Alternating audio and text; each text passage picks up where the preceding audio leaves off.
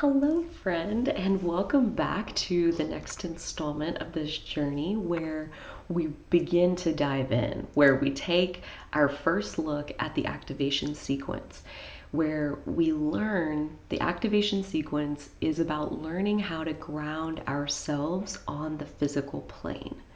Another way to say that is learning how to allow ourselves to harmonize with the heartbeat of nature. It's good stuff. It's delicious stuff. That's what this journey is about. And the activation sequence consists of 4 spheres. Those are the bubbles on your chart: the life's work, your evolution, radiance, and purpose.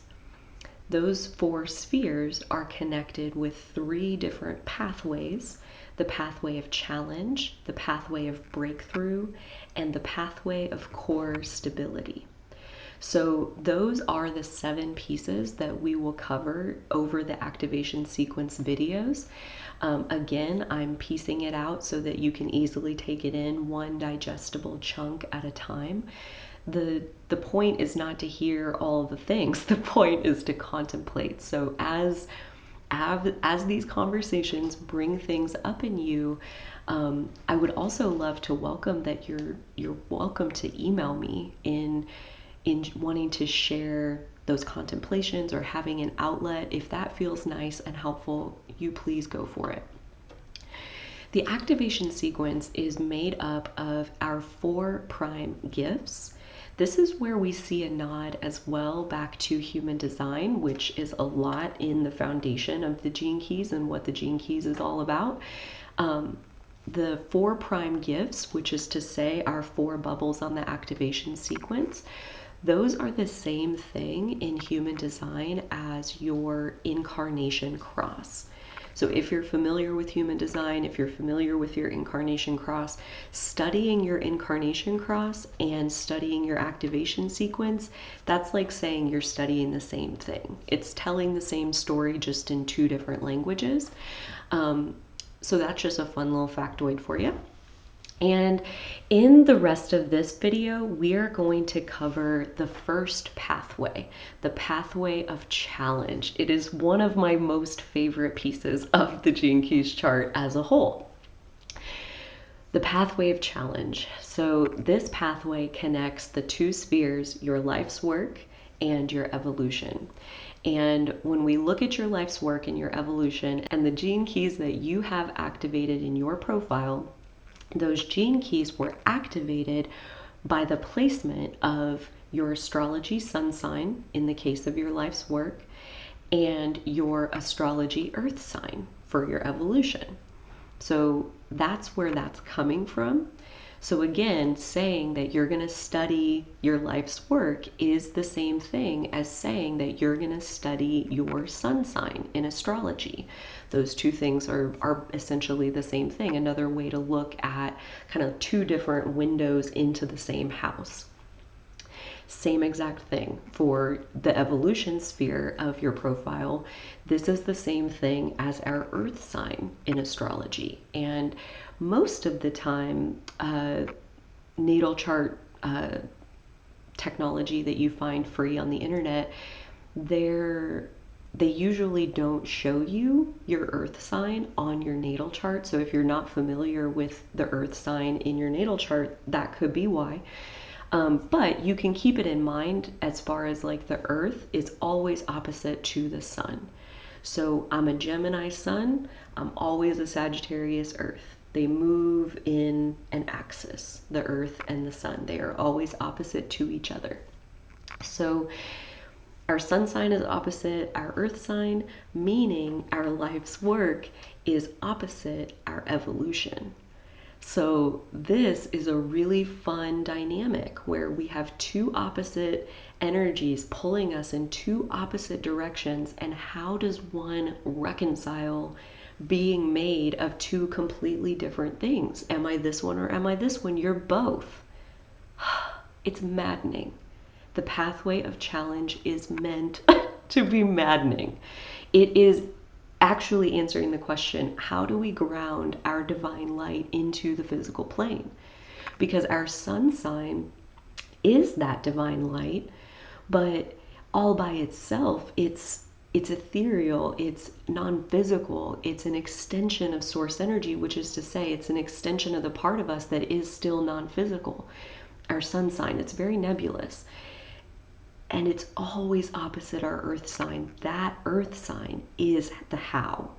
It's the how. It's the part that tells the story about how is your divine light actually going to get into the earth realm through your earth sign energy, which is also to say, how do you actually do your life's work?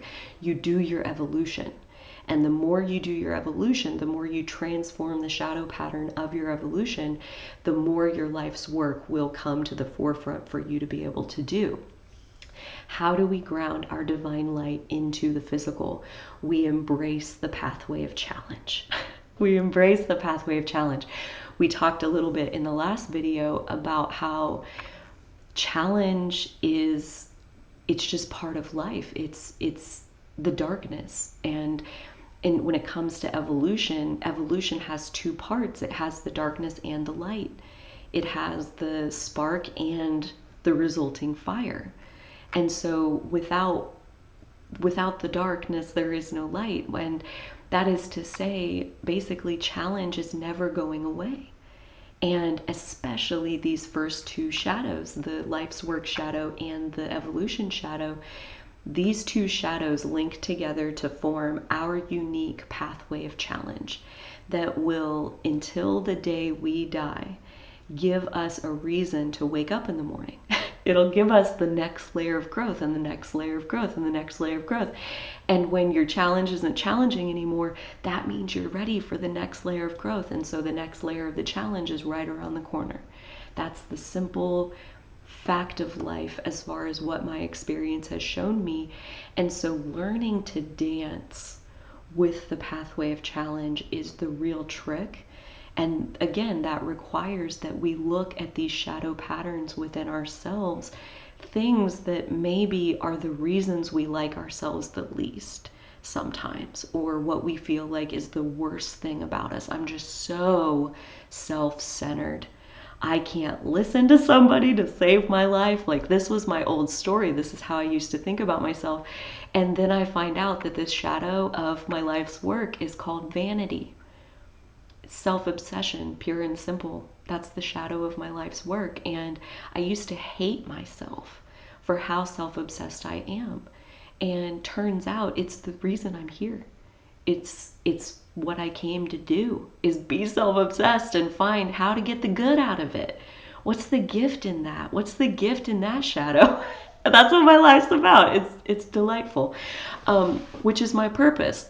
So yeah, there's a lot that we can get, a lot of good things, a lot of gifts and other blessings that we can get out of embracing the challenges, which is to say the shadows of our life experience. The bottom line of the pathway of challenge, really the opportunity of the pathway of challenge, is that we all, let that sink in, we all come into this life, into this world, with a challenge. And our willingness to embrace that challenge determines the strength of our spirit. We all have a challenge, and that's not to say that they don't suck and they're not hard and it's not unfair sometimes, but we all have one. And the more we lean into getting good at facing challenge, getting good at facing adversity, getting good at loving the shadow pieces of ourselves, not only does it strengthen our spirit, which is an amazing benefit and already all by itself would be totally worth it, but it shows other people that there's another way. That, like, we don't have to be beat down by the challenge of life. Maybe that's normal. Maybe the challenge of life is totally normal, and it's the molding clay that we actually get to make our authentic selves out of.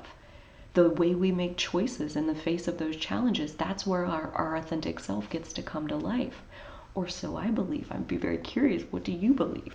That brings us to the end of this next little installment over the pathway of challenge, the very beginning of the activation sequence. For this one, I really would invite you into a contemplative space around your relationship with challenge. Do you look forward to it? Do you resent it?